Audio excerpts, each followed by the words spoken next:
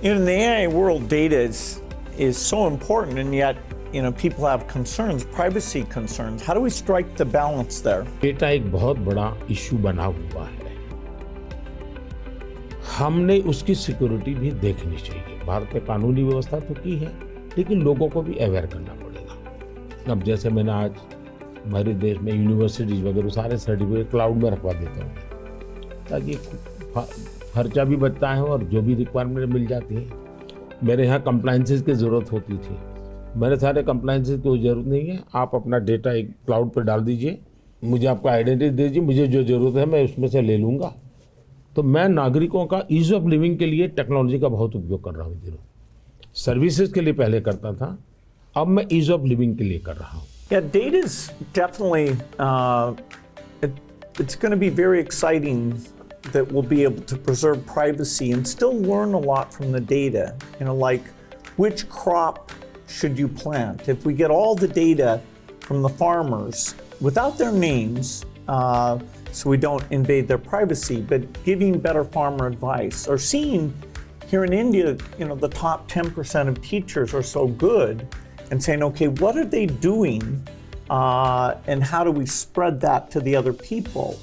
Or even if there's some new nutrition approach, sometimes it works and sometimes not. And so because you have the medical record, the ability to kind of track and say, okay, this is working very well, or this isn't, we can be a lot smarter without threatening individual privacy. मैं इसको दो तरह, एक हमें common man को भी quality data के लिए ट्रेन करना पड़ेगा। हमारे डेटा में क्वालिटी होनी चाहिए, क्लैरिटी होनी चाहिए।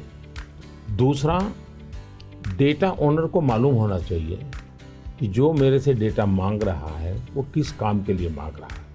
अगर वो उसके साथ एग्रीमेंट करके उसमें से कमाई करना चाहता है तो उसको अलाउ करना चाहिए कि और पहला, उसको प्रायोरिटी रिसर्च के लिए होनी चाहिए। रिसर्च के डेटा की वैल्यू ज़्यादा ना हो, ताकि वरना रिसर्च बहुत महंगा हो जाएगा। और रिसर्च करने वाले इंस्टीट्यूट ने भी उसको एश्योरेंस देना चाहिए कि तेरे डेटा का मैं जो उपयोग कर रहा हूँ वो इसी काम के लिए होगा, ये ग्लोबल गुड के लिए है, कॉमन मैन के गुड के लिए। तो मैं मानता हूँ दुनिया में कोई भी व्यक्ति इनकार नहीं करेगा। I think it's interesting that some of these digital systems create efficiency by getting rid of the middleman, and that's super beneficial.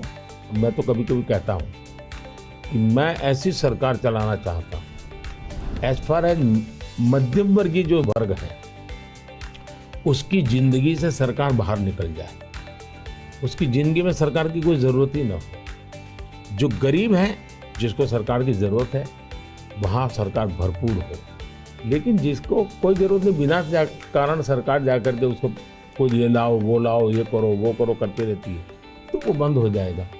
और इसलिए मेरी कोशिश यही है कि हमारा प्रयास यही रहेगा कि हम इसको करें। In 2015, one of the great things we did together was you came to Paris for that mission innovation. That was fantastic. Yes. Climate के संबंध में हम दोनों के विचार एक ही प्रकार के हैं और आपने बहुत सक्रियता से भूमिका भी अदा की। तो उस समय ओबामा, आप, मैं और फ्रांस के प्रेसिडेंट हम मिले थे और तब हम लोगों ने डिटेल में चर्चा की थी हम इसको वे फॉरवर्ड कैसे ले जाएं। लेकिन दुर्भाग्य से वो बात ज़्यादा आगे चली नहीं। लेकिन G20 के बाद क्लाइमेट को लेकर एक वातावरण बना है कि भाई सब लोग अपनी अपनी जिम्मेवारी अदा करेंगे। तो जो हमने बीज बोए थे और जिसमें आपकी भी बहुत बड़ी भूमिका थी, वो अब कुछ वटवृक्ष के रूप में सामने आएगा, ऐसा मुझे लग रहा है। मैं समझता हूँ क्लाइमेट एक ऐसा विषय है, ज़रा खुले में जाकर के हम लोग बात करते हैं।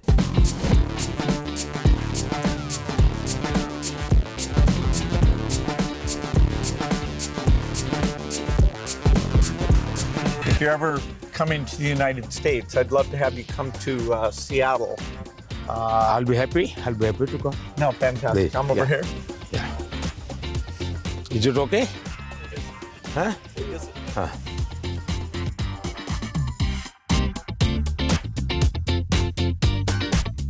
क्लाइमेट को लेकर के हम बात कर रहे थे। भारत, मुझे बहुत खुशी है कि हम रिन्यूएबल एनर्जी के क्षेत्र में बहुत तेज़ी से आगे बढ़ रहे हैं। सोलर एनर्जी, विंड एनर्जी, हम काफ़ी काम, हम न्यूक्लियर के अंदर काफ़ी तेज़ी से आगे बढ़ना चाहते हैं। उसी प्रकार से ग्रीन हाइड्रोजन को हम बहुत तेज़ी से आगे बढ़ना चाहते हैं। मैं तमिलनाडु में था तो हमने एक हाइड्रोजन से चलने वाली बोट मैंने वहाँ से रवाना की, जो काशी में मेरे जो टूरिस्ट आते हैं उनके लिए ये एनवायरनमेंट फ्रेंडली, पॉल्यूशन फ्री ये बोट काशी से अयोध्या के लिए चलाने के लिए मैंने सोचा है, ताकि क्लीन गंगा की मेरी जो मूवमेंट है उसको भी मदद मिलेगा।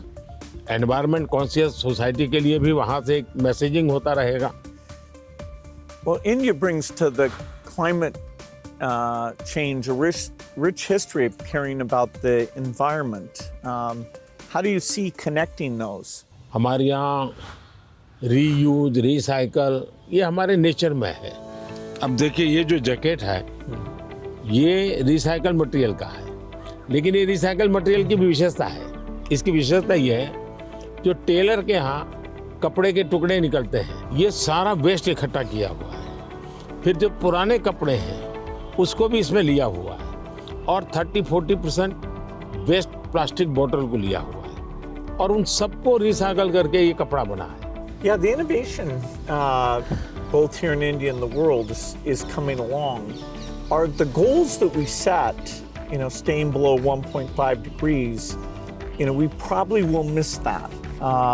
Even 2 degrees isn't going to be so easy. And the thing you and I really emphasized in Paris is the need for innovation.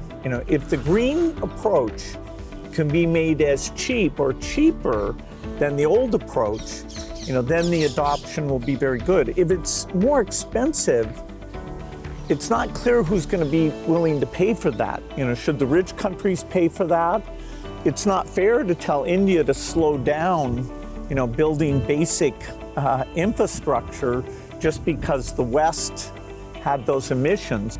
But you'll have to have some adaptation, because there will be some warming, particularly which farmers will have to take into account. मुझे लगता है कि हमने 2-pronged strategy की तरफ जाना चाहिए। एक तो है इनोवेशन, और इनोवेशन में हमारी जो रिक्वायरमेंट्स हैं वो क्लाइमेट फ्रेंडली कैसे हो, नेचर फ्रेंडली कैसे हो, उसमें इनोवेशन हो। भारत ने अभी अपने इस बजट में 1 लाख करोड़ रुपए का कॉर्पस फंड बनाया है, और यंग जनरेशन को हमने कहा है कि आप इनोवेशंस के लिए आइए। 50 साल तक इंटरेस्ट फ्री लोन हम देंगे और आप इनोवेशन कीजिए। 1 लाख करोड़ रुपए का मैंने जो अपकमिंग टेक्नोलॉजीज है, फ्यूचरिस्टिक टेक्नोलॉजी है, उस पर आप रिसर्च करिए, इनोवेशन कीजिए। तो मैं एक तरफ उनको प्रोत्साहित करूँ, लेकिन दूसरी एक बात है जिसको गंभीरता से ले, और ये वो लाइफस्टाइल।